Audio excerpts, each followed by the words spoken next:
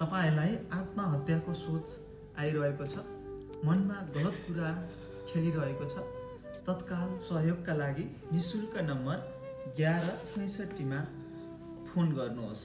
यो सेवा 24 घण्टा उपलब्ध छ। यो सेवा पाटन मानसिक अस्पतालदेखि सञ्चालन भइरहेको छ र तपाईहरूले गरेको कल तुरुन्त मानसिक रोग विशेषज्ञ तथा मानसिकविदले तपाईँको फोन उठाउनुहुनेछ र तपाईँहरूले गरेको कुरा गोप्य हुनेछ र तपाईँहरूले फोन गर्दा आफ्नो नाम र ठेगाना पनि भन्नुपर्ने छैन।